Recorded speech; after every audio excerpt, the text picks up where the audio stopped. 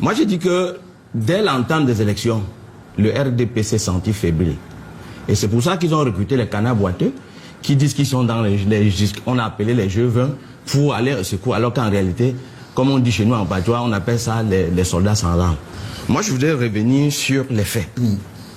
Vous savez, cette élection est entachée de beaucoup d'illégalités. Et les chiffres qui sont mis à la disposition du Conseil constitutionnel ne reflètent en aucun cas la réalité. Pour ne pas aller loin et prendre uniquement le cas de la commune de Loum.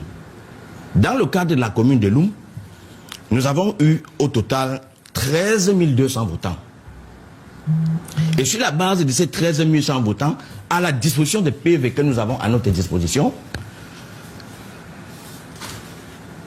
le candidat Issa Chirouma avait 9 429 voix.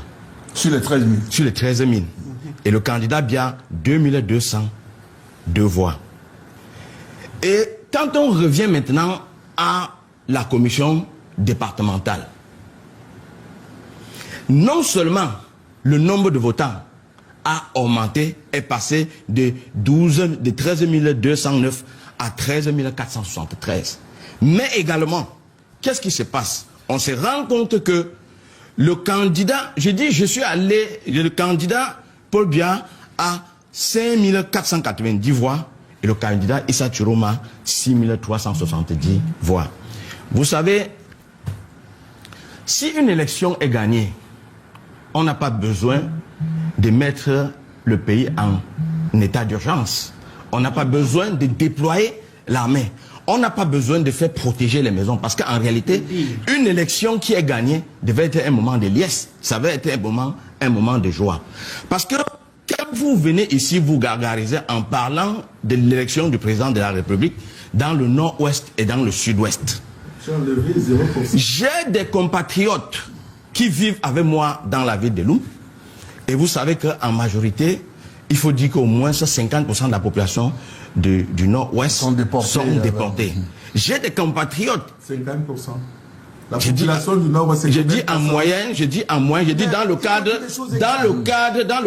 vous savez, vous ne pouvez pas parler des choses exactes quand vous-même vous n'avez pas fait ces recensements. Ah ben moi, je peux vous donner les chiffres. Donc, et alors, ce que moi je dis, c'est que ces compatriotes reviennent vers moi et me disent, mais on ne peut pas aller dans des bureaux de vote où nous avons ici possesseurs de nos cartes de vote, nous dit que le président de la République a gagné à 91%, à 100% dans certaines circonscriptions, comme si par exemple, dans le cadre de vote, personne n'a été malade.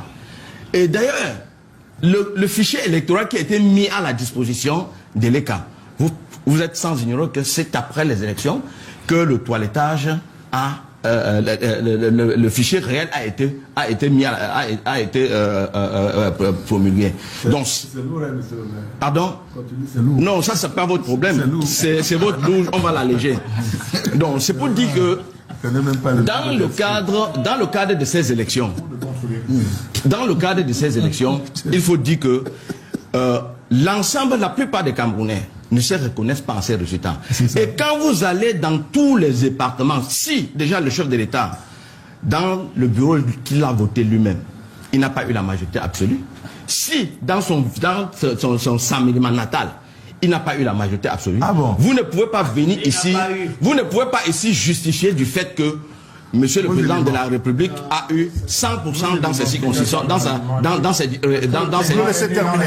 Vous le laissez terminer. S'il vous plaît.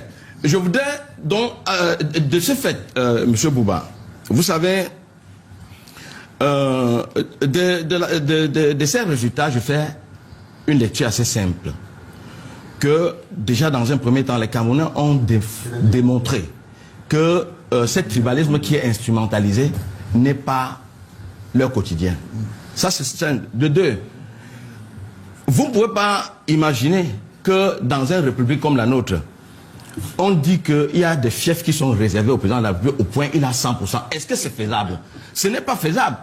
Nous ne pouvons pas, quel qu'en soit ce que vous pouvez dire, il n'y a aucun élément qui peut justifier aujourd'hui que l'ensemble des Camerounais ont refait confiance au président de la République sortant. Parce que quoi?